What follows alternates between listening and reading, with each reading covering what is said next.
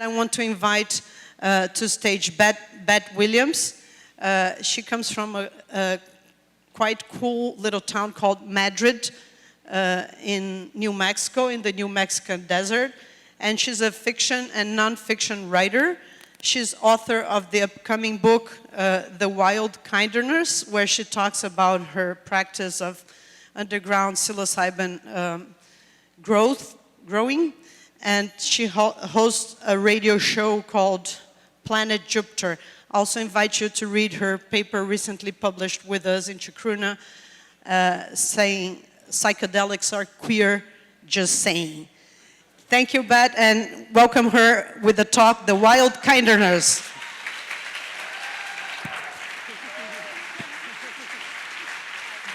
Yes, thank you, Bia.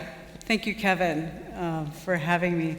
This has been a surreal journey. I was invited via text when I was about to go into Laurie Anderson's virtual reality art piece at Mass MoCA, and I got a text from Bia saying, "Can you come talk?" And it was the first virtual reality experience I'd ever had, so it made it a little extra. So yeah, for about 7 years, I grew mushrooms at my house for my own personal use and my own ceremonies, and I don't do it anymore because here I am talking. You know, it's still a Schedule 1 substance, and one of the things I noticed with us outsiders is like, you know, you got to remember this stuff's illegal. So, and so my tip is like the most psychedelic person you know is the last person you should ask for drugs. Like they will never give it to you. So I wrote a book called The Wild Kindness, and I'm a writer. First, I published 2 books that are like literary books, and so I'm going to be reading some from my book from the page because that's what I do. I write. But so yeah. I ate mushrooms for the first time at age 15 with a pale and haunted girl who wandered into my life for only this purpose, then disappeared. We walked under the full moon through crumbling Greek architectural structures in Montecito, California, kissed for a short time like Victorian ladies. It was everything one would want from a first-time experience. I went to sleep blissfully, having visions of insects and dirt, tears streaming down my face in gratitude. The next day, I had plans to visit a juvenile detention center as part of a teen outreach program. The volunteers gathered in the parking lot of the jail. While we were standing around, I told the head facilitator what I had done the night before, that I had eaten mushrooms with a girl, and it was beautiful. She fired me on the spot. I waited in the car, sobbing hysterically, while the rest of the group was inside for nearly 2 hours. I loved the teen outreach program, and I also loved the facilitator, a 28-year-old woman that I was also having a scandalous sexual relationship with. She broke my little mushroom heart.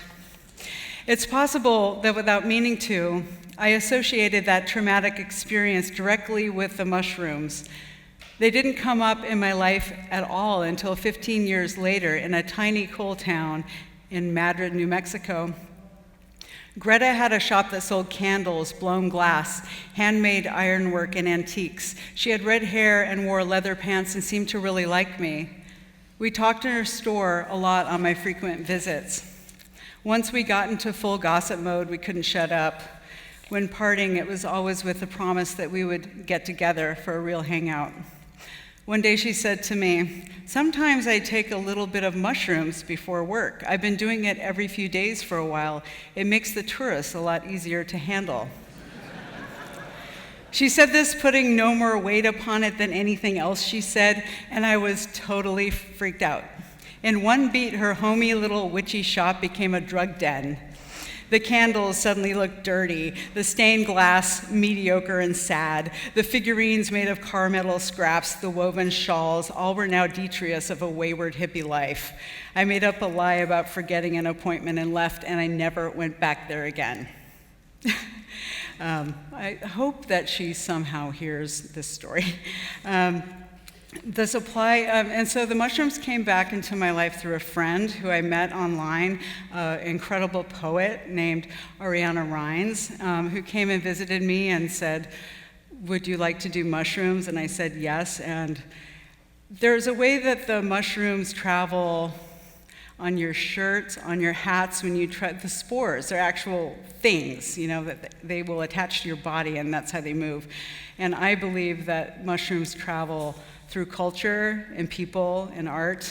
And when they arrive back in my life, they arrive through my friend. And so I bought some on the street, and then the supply ran out, and I began growing them myself using the PF Tech method that you can learn from the internet. It's, as Chi Wingo, who I'll talk more about later, said, if you can bake a cake and clean a bathroom, you can grow mushrooms. Yeah.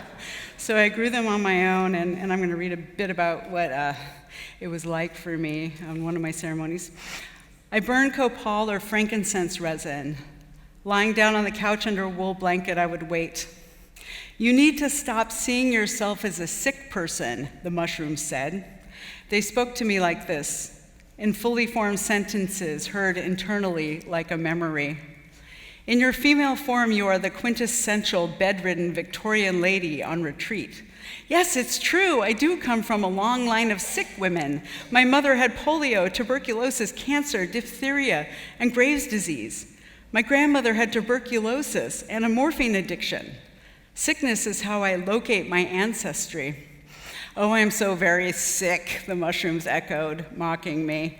You don't even care that I'm sick? We're just waiting for you to stop pretending you're sick, they said. But I actually am kind of sort of sick. Take as long as you like, they said. The mushrooms said that the Trader Joe's Greek frozen yogurt I'd been eating daily was causing inflammation in my hips. What was going on in my hips was causing my neck to be jacked up, and this somatic traffic jam was making me depressed and lethargic. The damage could be remedied with ginger, they said. Ginger? Yes, ginger. Will you let us show you? Sure. An intricate, multi-dimensional golden temple with a Moroccan silhouette arose in front of me. It was vast and bejeweled with an empty throne at its center. As a lover of minimalist architecture, I find myself resentful at the task of describing its Rococo attributes. I'll just say it whacked me with its beauty so thoroughly I was hyperventilating from the ecstasy of its splendor. The mushrooms must like me for such a thing to arise. Maybe I'm good at this. Personal preferences were tossed in like my favorite shade of aqua found only in paint made from smithsonite, and contrasting garnet reds and lapis blues set side by side, emanating together a lovely resonant sound. And gold, tons and tons of gold in chunks and flowing strands, and the tiniest of threads, gold, forming arches and furniture, walls and handrails, cups and hairbrushes. This is ginger? This palace? Yes, and it will help you. Ground or fresh? Keep it simple, he said. So I did them privately I tried to do it about every 3 weeks. One of the funny things about my mushroom practice is I never want to eat mushrooms. I never, ever want to do it. And I do it out of commitment because every time I do, they help me so much. I'm like, don't make me eat that. No. So this is about one of the first times that I opened it up to a community of friends. Picking vermiculite off the slightly bruised fruits, we commenced with the evening's event. Clement had just arrived from San Francisco, an old friend and creator of a stop-motion animated video about interdimensional deer who weigh the souls of humans who have died while a panel of mushrooms gather to discuss the possibility of taking over the earth. Brannigan was here after many months of deep ayahuasca ceremony in New York City. She and I shared a desire that the mushrooms would eventually show us the ceremonial structure best suiting their medicine, but we aren't indigenous people, so it was presumptuous to think such a structure would look anything like a traditional peyote or ayahuasca ceremony.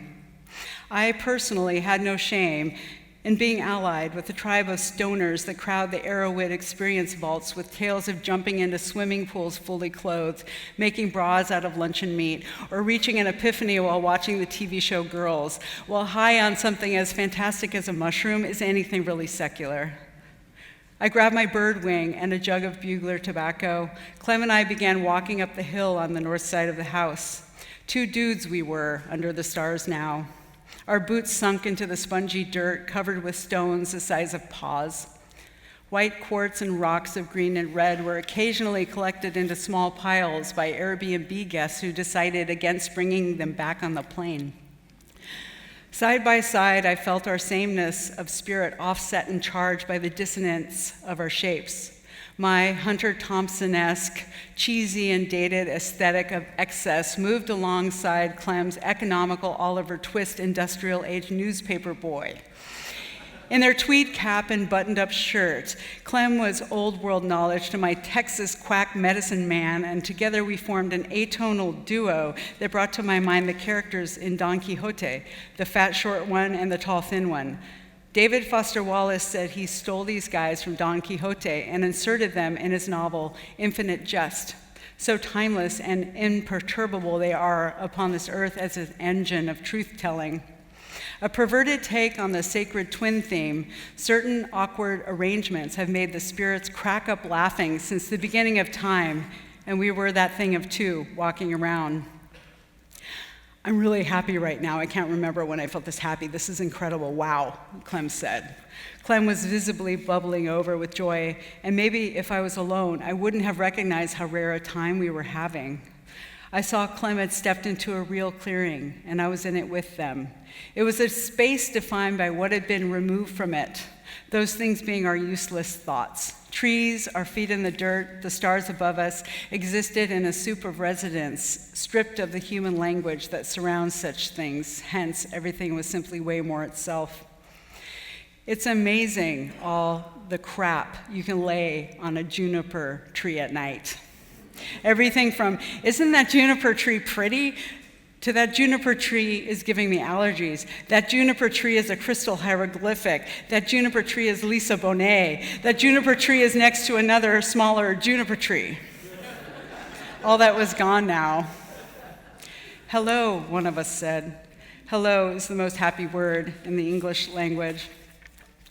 Anyway, so that was, what happened was Ariana, the poet, invited a bunch of friends over. There was about 16 of us, and it was right after Occupy New York, and we did a retreat, and we did some mushrooms, and it was, the word would be oceanic, like we all just fell in love with each other and had a really beautiful, profound experience. And this is the title of the next section, which is, what could possibly go wrong? You know, having like a bunch of people come over, doing mushrooms, you're growing it. Yeah, a lot went wrong. A lot of people arrived at my house with one-way tickets. And they said that they wanted to move into my bus, and I gave I felt like I was in my book. I have a magic realist chapter where my dog Rosie has a microchip installed in her body because the CIA wants me to be the next psychedelic guru, right? And they're promising me everything, like you can do ketamine with Pussy Riot and Queens.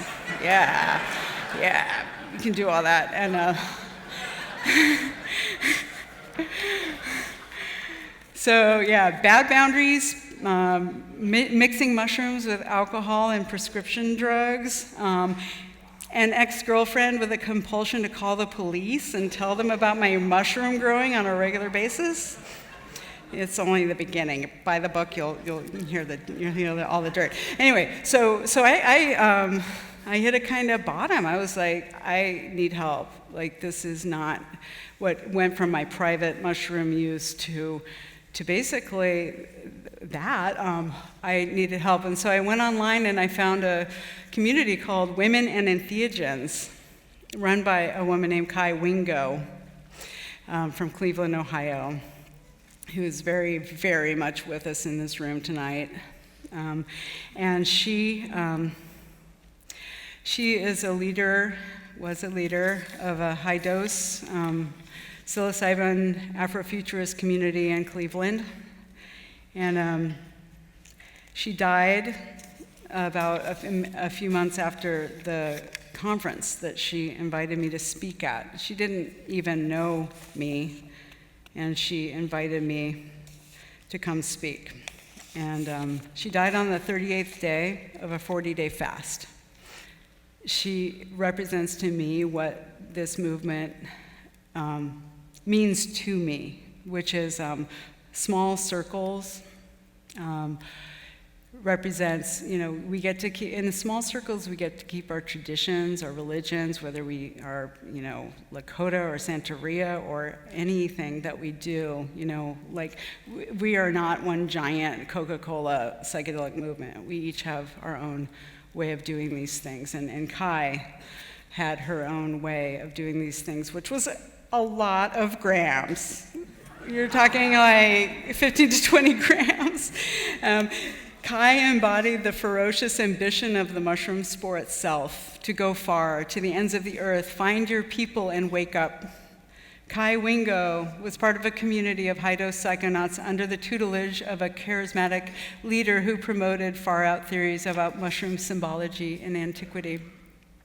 Chi's platform was much simpler and ultimately more radical because of her grounded, personable delivery. When I mentioned in a thread I've been growing mushrooms for years, her attention jumped to another level. There's nothing the mushrooms can't help you with, Kaya said. Everybody should take mushrooms, even and especially your teenage children. Grow them at home, and you will learn about the high intelligence of mycelium and begin to see it as a metaphor for the connection you have with all those who are around you. Once this happens, your life will begin to transform. I knew there were groups of people into psilocybin mushrooms all over America, from the rad mycologists to friends converging at Burning Man, but these groups were clusters of counterculture enthusiasts who existed on the fringe. Their culture wasn't integrated into their families and primary communities. It appeared one of the only truly authentic psilocybin mushroom cultures in America was happening among a community of Black urban farmers and spiritualists from Detroit and Cleveland, a movement peopled largely by women in particular. Far from being underground or counterculture, they were shopkeepers, teachers, and parents involved deeply in the infrastructure of civic life. This blew my mind. And I went, and that's where I met Annie Oak, who's going to be speaking after me. I met Aoife Tayo, and we were all there going like, this is really amazing that this is happening. And so if I had a bunch of tobacco and rum, I just want to say, hey, Chi, thank you for making this movement happen, and I want to do right by you. She said, I was always told that if you keep a buckeye in your pocket, money will follow. I didn't know what a buckeye tree looked like. I knew what they looked like on the sidewalk because I saw them on the ground all through my childhood, and I picked them up. But it wasn't the season for the buckeyes to fall. I had to ask around. They told me to go to the mushroom man at the market, so I went. He said he had a lot of buckeye trees and invited me over to his farm to see them. There I was, I'm asking myself seriously, how did I get here to a mushroom farm? She was looking for a job because she had been fired, not fired, but let go because the money for the Partnership for a Drug-Free America, where she was employed, ran out of money. And so she ended up finding this buckeye mushroom farm and beginning to do gourmet mushroom farming in Cleveland.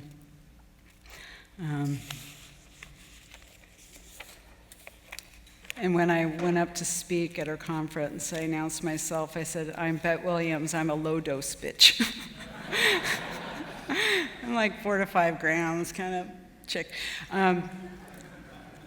So about 6 months later, in between when I spoke in Cleveland and met Chi, my father died, and I had always said I would go on a trip somewhere, and I decided to go to Huautla de Jimenez, and I boarded the plane and heard that Chi was in a coma from having her heart attack on the 38th day of a 40-day fast, and I landed there where Maria Sabina, did her medicine work among the Mazatec community, and it's always been a kind of a frustrating, painful thing, the legacy of Gordon Wasson going down there and taking her photograph without permission and her name and writing the article Discovering the Mushrooms, which inspired the life path of Timothy Leary and Terence McKenna. And I come from a situation where I've been invited into a lot of different indigenous ceremonies, and so I landed in Huautla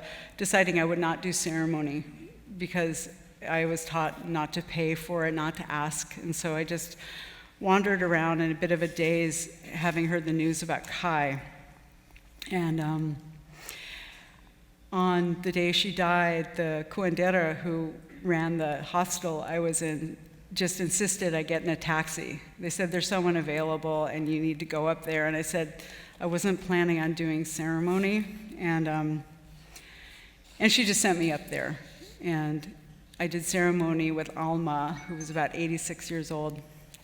And, oh, look, there's my video. And she saw Chi, and she said her heart, her corazon. I said, yes. During the long ceremony, she sat at the foot of the bed and sang the same songs that Maria Sabina sang in her documentary and on the recording by Gordon Wasson. Santos, Santos, Santos, San Pedro, San Pablo. I knew these songs. I knew these smells. The mushrooms came on, and I slammed hard into my physical self. And the labors of ceremony began, the separating of the wheat from chaff, this from that, the taking out the trash, seeking out the vital, and urging it forth. I knew how to do this. When the ceremony was over, I lay in bed by myself for a long time with my fists balled up around a clump of tobacco.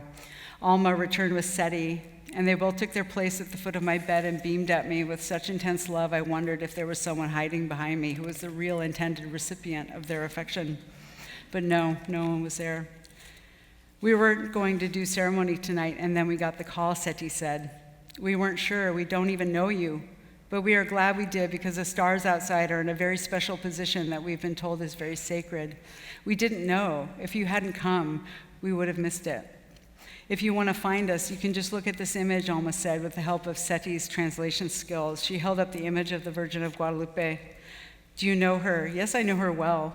She's everywhere in New Mexico. You can just look at her if you want to be with us. You can talk to us through that saint.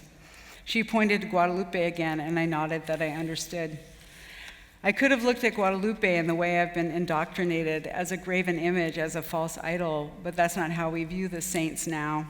Now the image of the saint is a device for telepathy, a Guadalupe telephone. So I'm going to wrap up and say that, like Clem, who I first did the ceremony with as a group, after I tanked and knew I wasn't good at inviting people and picking people and figuring all that stuff out, I said to Clem, you pick the people. Okay, you pick the people, and this has been going on for a few years, and Clem has been inviting people in their artistic community who are part of like a bar in San Francisco called The Stud, doing some drag shows, and Clem has done a piece called Our Future Ends, and I'm going to end with playing Clem's piece, which we did a mushroom trip, and I like to do it with Syrian rue, and a lot of friends enjoy the Syrian rue. Clem did not. Clem was like, I'm in a lobby, and it's like the New Age lobby with the bad diamonds, like all that New Age detritus, it's just like flying through me, and so we sat around, and while Clem was dealing with the bad diamond lobby, and once Clem passed through that, Clem ended up having a beautiful vision which made it into their piece, which was of a chalice that holds the collective grief of all our people. And as much as these things give us love and are positive, I think they also teach us that things are hard right now. You know, we're in a kind of Anthropocene. So why don't you play the video right now?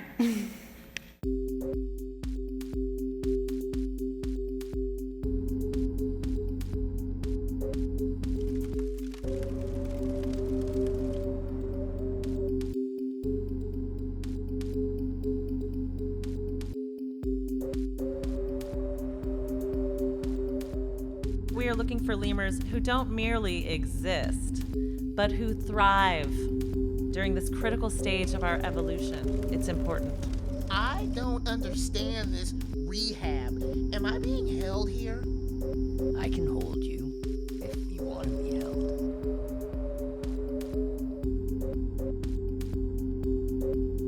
My memories are here.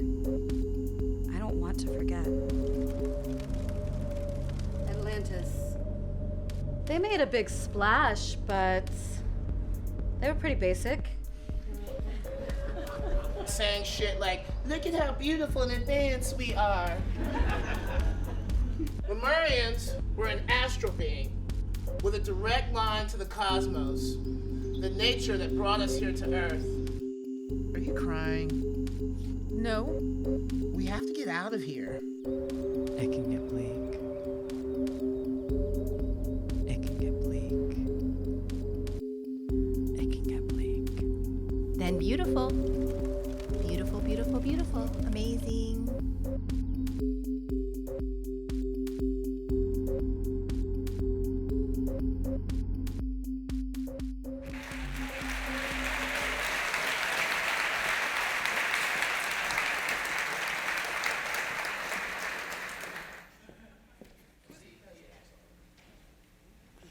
We see this division between regulated psilocybin and its use in medical treatments versus sort of restoring mushrooms to the culture and rebuilding that. So we have this this void. How do you see that being reconciled? Well, you know, I've done a lot of, I have to say, thought and prayer on it, because they're very different worlds, and it's easy to kind of be like one way or the other and have opinions. And I sort of have come to the conclusion that both can exist side by side and that they support each other. I really don't have any agenda with the psychedelic science community other than that my friends are involved in it. But I am a very, I'm an outsider person who does these things as an artist. And I think ultimately, the job that I have is to tell people how great these things are and spread it that way culturally, whereas mainstream science can spread it with their science. And festivals also, smaller festivals are a good way to do it. I really liked your comment on how you said, I'm letting the mushrooms tell me how to make a ceremony, and it's not going to be like indigenous rituals. And then you also talked about how you have you enjoy having small groups because it allows you to have your own rituals, etc. So, like, where's your balance? How much are the mushrooms telling you, and how much are you building your own ceremonies? I am a devotee of tobacco, copal, and frankincense, and juniper. Juniper trees grow around my house, and from the ceremonies that I've been invited into throughout my life in various indigenous ways, I just keep it really simple. So from the beginning, I've always have tobacco and like put it on the altar. And then, the mushrooms will start to tell you how to roll with it. And they start to give you a structure. And so it's amazing how simple things like, they told me to burn the juniper tree, you know, as in ceremony, and it kind of rocked my world and changed everything. So my thing has been like, keep it simple, and I usually don't do ceremony with more than like 3 or 4 people and close friends. Yeah. I've been interested in Western esoteric tradition and mushrooms and hermeticism and sort of magical, not ceremonial, ceremonial but not masculine ceremonial, but more healing and inner knowledge. And have you had any experience with people with that and with using ceremony that way too?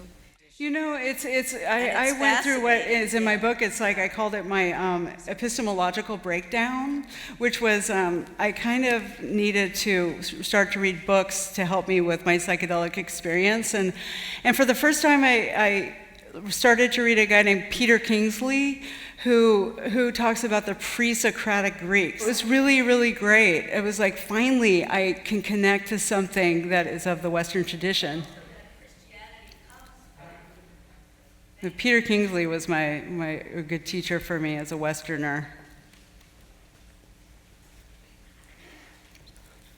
I think I heard you say that you would use mushrooms with children. And I wondered about that because... No, Chi Wingo suggested to do it with her teenage children. Yeah, Chi Wingo. well, don't you think you would rather wait until the brain was more formed? Well, I actually would love to speak to that, because I've talked to 2 young people in the last month, one who's 17 and one who's 19, this Liberian woman who I spoke to from Clifton the other day. And she's 19 and she says, I'm not ready. you know, I'm not ready to do this. But I did them at 15, and it was my initiation. And there's studies about marijuana and how it affects the brains of teenagers. I'm not sure if psilocybin has a negative effect on young people's brains. And in traditions like peyote, there's young people and also animals that occasionally ingest these things. So I think there's probably some scientific studies that may need to be done, but there's many traditions that involve people who are young doing these things. Yeah, like as an anthropologist, I can't avoid to jump in and remind us that for us in the West, these substances are like counterculture, but traditionally in indigenous societies, they're a very founding pillar of society, and they're part of culture. They're the ways through which culture is passed down and socialized, and they're frequently related to myths of origin on how the man came to be. So peyote is common, that the women that will nurture their children while they're eating peyote. There's some taboo regarding pregnancy and ayahuasca, but traditionally this, it's about teaching the youth how to be good human beings, and that involves consuming substances. But of course, they're not giving big doses at adult doses, because that would make no sense, right? So it was really brave of Chi to talk about it, in her own community, I think. Yeah. Would you have any different considerations for an initiation ceremony over, kind of your average mushroom ceremony? I don't. I have teenage friends, but they are not part of my mushroom circles. So I actually, until that comes up, I guess I would take a bunch of mushrooms and pray on it. So I wish somebody to have a good initiation ceremony, no matter how. Yeah. You grow the psilocybin mushrooms the same way you grow other mushrooms? I just have grown only psilocybin. I can't even keep a houseplant alive. It was really impressive. I talked to Hamilton Morris the other day. He's like, what strains do you grow? I was like, Hamilton, I was actually a really bad mushroom grower. Like half of them I lost to contamination, and So it was a real ego boost to realize I could actually make this happen. I mean, it's incredible to be able to grow a mushroom. Yeah, PF Tech. Online, shroomery.com. PF Tech is the method. PF Tech, and you get the spores are not illegal to purchase. In New Mexico, it's not illegal to grow mushrooms, but you can't keep them dry, and that's a state law, and then federal law is another whole business, so you can get busted by federal law. It's complicated, but it was interesting to be in New Mexico, where it technically is legal to grow them, but not keep them. I just wonder, is there like a queer psychedelics or queer mushroom community, or is it, does it exist? Right here, baby. Yeah. We really like to play Rihanna while high sometimes. Yeah. So there's some tripping homos out there. What I was saying about the small circles, every circle, there is no race or sexuality or type of person that does mushrooms. It's just not true. And so any circle can be a mushroom circle. And so that's how it rolls. What? Yeah, no, we all can just make our circles, and I happen to be queer, and then half of the frickin' stud came over to my house, and we did mushrooms, and it was amazing. Yeah, just a piece of information of Bette's CVs that she used to do wrestling parties with oil. Well, I have oil. I went from oil wrestling parties to mushroom ceremonies with 3 people. Yeah. When your friend Chi passed away, how did the community evolve? They had another Women in Entheogens conference. I believe Kalindi kind of pulled that together, I think, last year. I'm not sure if it was last year or the year before. But it continues. Her son, Chi Wingo, I think, runs the mushroom farm. And again, I am in support of many things that I want funding to go to, which is we need to start giving attention to the Mazatec people, and the houses are falling down and people have needs there, and also the mushroom farm. I imagine they could use some support and some visibility out there. Buckeye Mushroom Farm. Yeah. I'm in the process of finding the right publishing house, so if anybody, has some advice of good avenues for that. I'm trying to make all these different kinds of decisions, and I'm doing articles on Bia's site, and yeah, so the book's called The Wild Kindness, and I really, really appreciate y'all listening to me today. And, Big clap to Bette Williams. Yeah. Good.